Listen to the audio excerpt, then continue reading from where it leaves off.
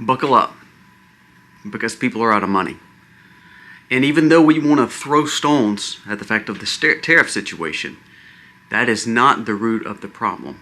Today we're going to discuss why people are out of money and why the economy is going through a tank, really, a correction.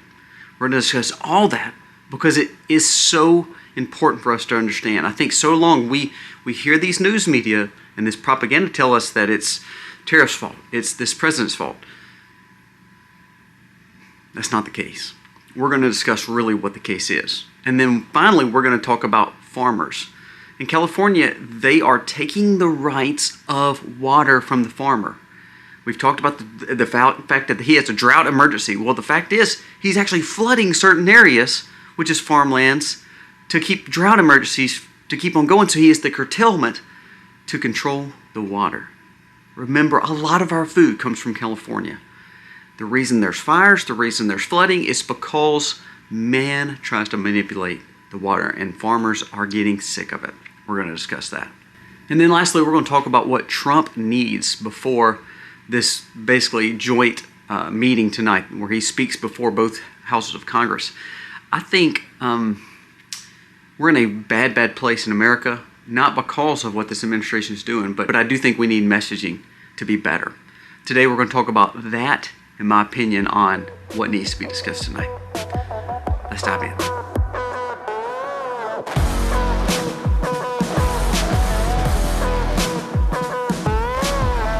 Hey guys, welcome to the channel. We humbly ask that you'll please go down here if you like the content, to please subscribe, give us a thumbs up, and comment below. Tell us what you think about this video because it's very pertinent to us, especially when it deals with our water and our food, but also our money.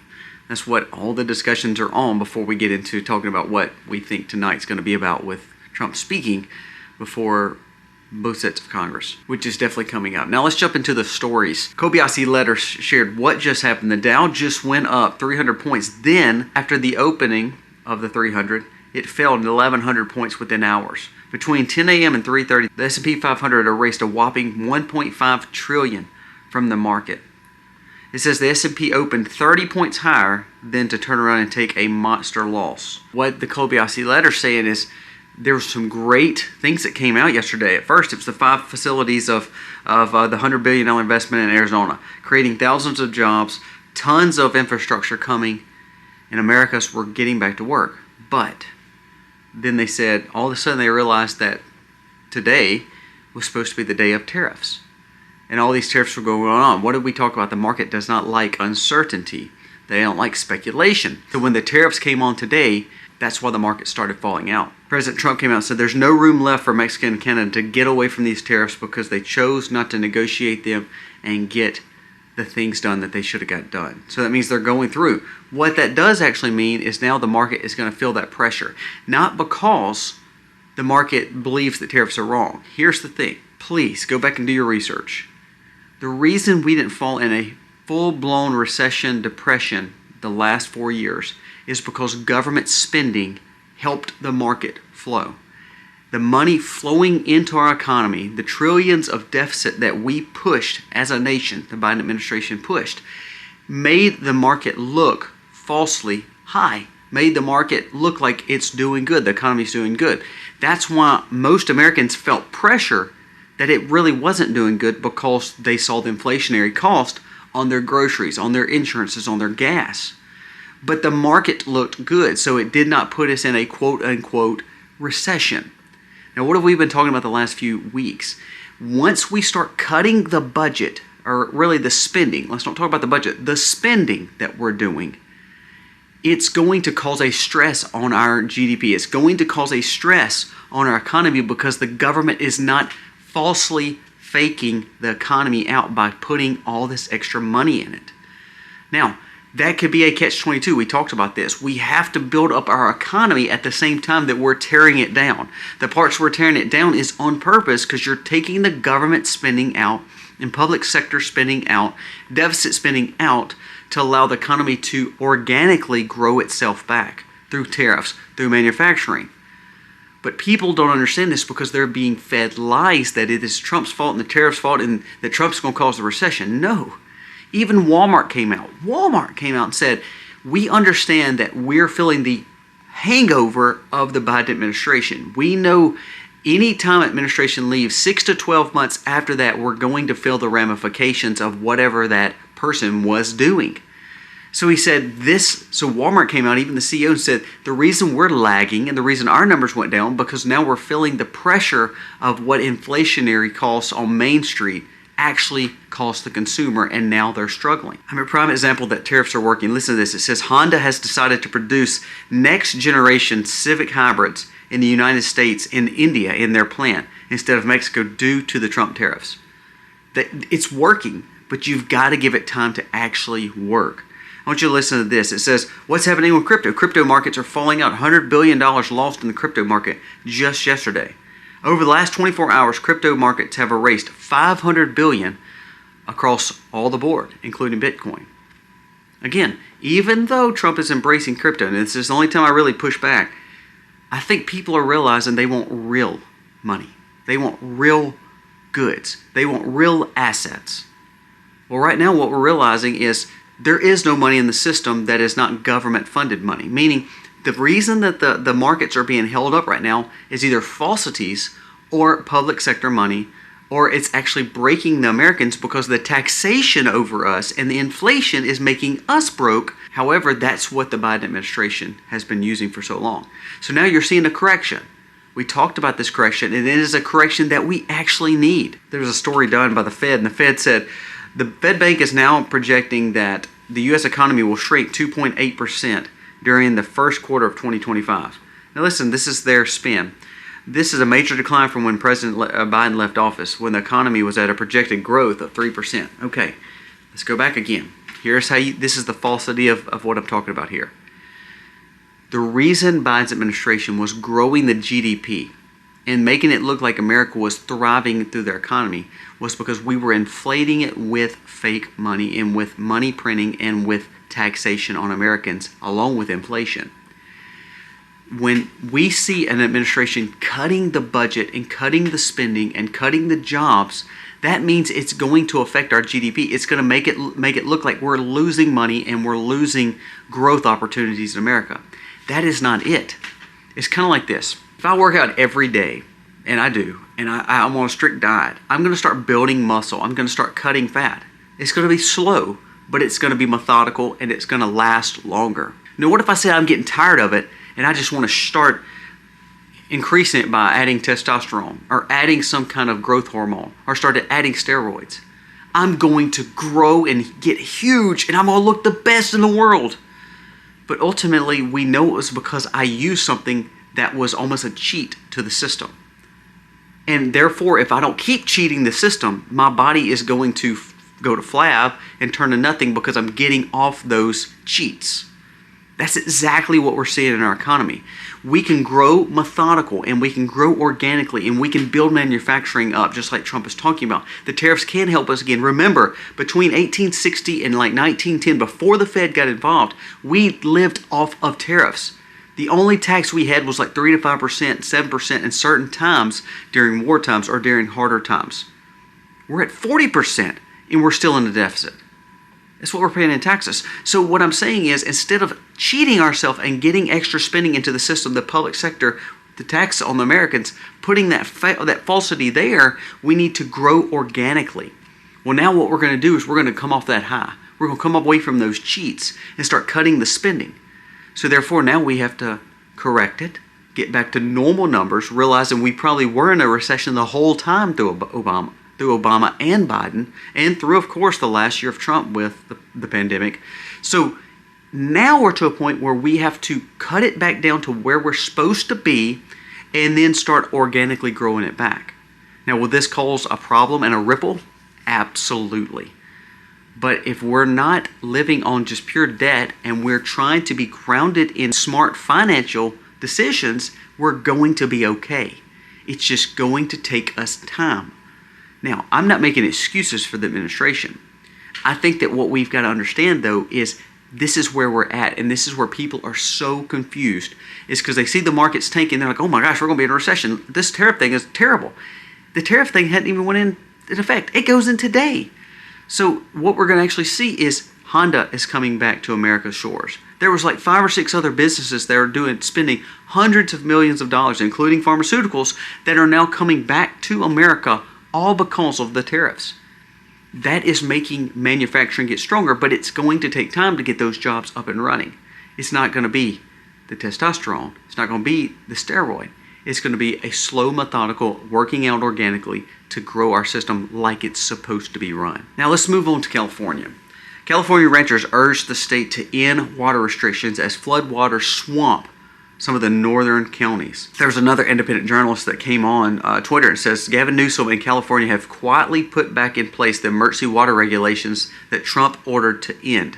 What this water emergency declaration does, and what did I tell you about emergency declarations in state of emergencies? They give ultimate power to the people that are declaring them. So now, because they declared a water emergency and drought in California, which there's flooding going on in certain areas, it allows them to control the water, to turn it on, turn it off, to have curtailments in certain areas. Guess what? That's farmland. Farmland, what does farmland need? It needs nutrients, it needs water, it needs thriving soil to grow the vegetation and the things that we need to feed our families.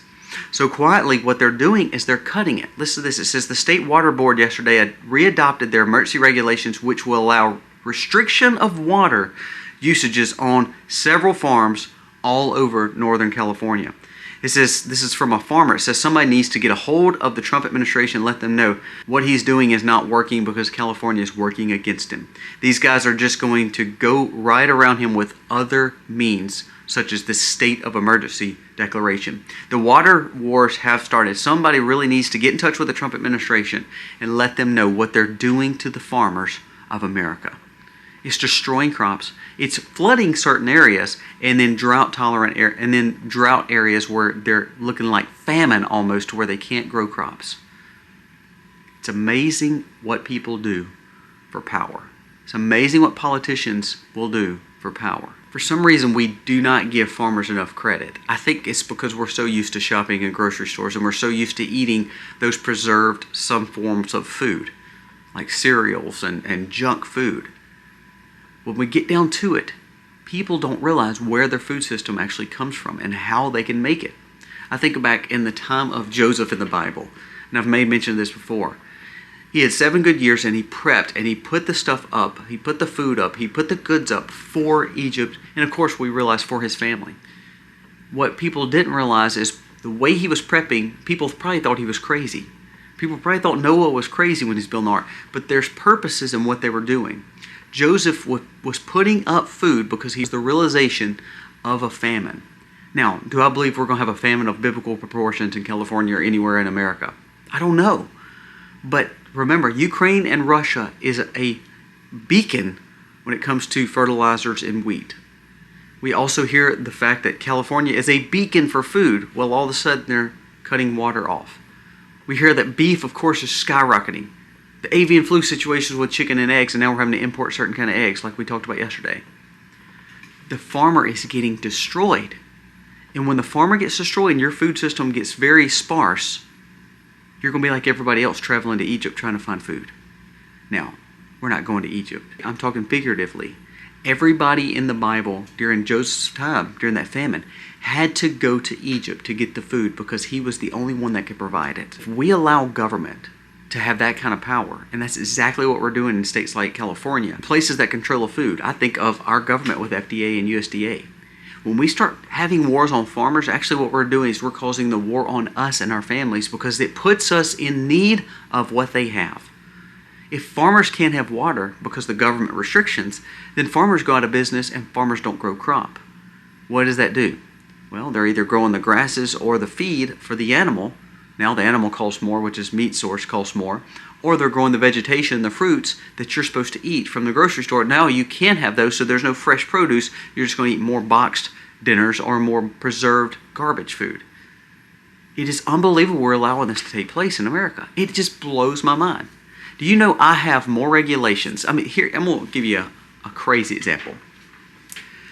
If I try to sell my eggs at a farmer's market, I could get ticketed or fined because I don't have permits or licenses or taxed. I could get fined for selling my milk my raw milk off my farm to someone, I could get a ticket or fined, or even penalized in some way.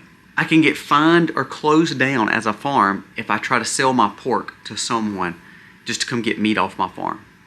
Now, I'm providing food. That adult is buying food from me, and this is a relationship between us. At the same time, our government is penalizing me or wanting to overtax me for license and registration. However, we're allowing the biggest human trafficker in the world's history, especially United States history, to be known, to have the files, both administrations, Democrat and Republicans, and not one person get arrested, fined, or put in prison, or even embarrassed. But I can't sell my raw milk. Now, what does that have to do with each other, Colby? I mean, you're talking about a farmer and Epstein. Here's what I'm talking about. Don't you think our priorities are just a little wrong? That we're having a war on farmers and not on corruption? Having a war on farmers and their food supply instead of on people stealing our money like congressmen that are getting all this backdoor money? Now, that brings me to the last point. Trump. He is speaking before both sets of Congress, and there's a lot that's going on. We have the tariff situation kicking in. We see World War III is literally ramping up because there's literally Australia, EU has come out, and the NATO countries other than America has come out stating that they will put boots on the ground. They believe that's what it's going to take for peace, boots on the ground. That means World War III will start. We see the problems with people thinking the markets are falling out and a recession's coming. Actually, what it's doing is just correcting based on the falsity of money like we originally talked about. What needs to happen before Trump speaks? The Epstein files need to be released. Have to be released. There's no ifs, ands, or buts about it. There's another story that they were going to release about the Democratic person that got killed a few years back. Now, they're not releasing that now. The FBI is holding that information. What happened to transparency, Cash, and Bondi? So we need to get back to smarts here and say, look, let's do what we said and let's release these files. Also, we need to see more innovation, more manufacturing, and Trump needs to bring those numbers home. I'm going to say this, and I don't mean to say I'm crass. Screw what the world wants to do and get the attention off NATO and Ukraine. And let's focus on America. America first. Then that means our media, no matter what they're trying to push and no matter what they're saying about the world and all that, don't worry about all that. Trump needs to focus on what he's done for America. I mean, like the border. He wants it more aggressive, but it's still done a lot better under this administration. The fact that the Doge cutting. You've heard nothing about Doge cutting the last few weeks. Why? You've heard nothing about the Doge cutting the last few days. Why? Because our focus has been on Zelensky. They want the news wants you to focus on that as the big problem. The news wants you to focus on how bad the markets are doing instead of the things that are actually going good. So this is where Trump has got to do a better messaging. Bondi has got to get off Fox News. She's not releasing files, but then she can go on Fox News 14 times. That's wrong. That's stupid. She talks about this truckload of stuff. It's on her desk. It's going to work. Either produce the documents or leave the job. Simple as that. If Trump really wants to prove something, he needs to pull out of the UN and NATO right now before he speaks to Congress and say, this is what we're going to do. And hopefully all the Democrats will walk out like they're talking about doing and not staying for this joint speaker event. That would even be better. So that way Trump's not getting boos. Trump's not getting the media scanning all these people sitting down like the liberals. That actually needs to happen. But if he wants to change the messaging, he says, look, not only did I cut ties with Ukraine, I'm fixing to cut the UN, I cut WHO, and I'm fixing to cut NATO out. Now, I'm not saying I'm not going to be a part of NATO anymore or ever again, but for right now, in this foreseeable future, I'm out. Then let's say I'm done talking about those things. If you're going to ask me those things, we're not going to talk about anymore. Now we're going to talk about the farmers. Now we're going to talk about the release of the documents that we promised. Now we're going to talk about the infrastructure bills that we've got going on. The manufacturing that now is coming home. And he needs to hone in on the ones that are coming back on shore, bring them up, talk about how good it is to see Honda coming back, how good it is to see this clothing brand coming back, this automobile dealer coming back, this person coming back, because that's allowing for jobs to come back to America. He needs to talk about the Keystone XL pipeline. He needs to talk about the leverage he has on Mexico and Canada, because now, remember, they're trying to put import tariffs back on us. It's hurting them a whole lot more than it's hurting us. And you're going to see, if you will just give it a chance and Trump will hold steady, these tariffs will actually benefit us in the long run. All right, back to working out. I can push weight, I can run. And if I do it without cheating, it's going to take me time. But eventually I'll get to where I want to go. For so long, we've been just injecting the juice and adding extra testosterone and trying to grow our muscles and doing it the cheat way. And so we inflated a false look. Now it's time to get away from the falsity and get back to real money. People have no money. What's so crazy, during the Biden administration when the economy was great, people still had no money. What we're doing is we're feeling the ramifications of a false outlook. And what we really need to do is see Main Street get stronger, manufacturing in America get stronger, then you will see our economy get stronger and it will grow from the ground up organically. And that is what we need. Buckle up. It's going to be a long ride, but we have to stay focused and do not let these naysayers ruin some of the things that are happening that are good in America. Thank you for watching. God bless. Be free, be free.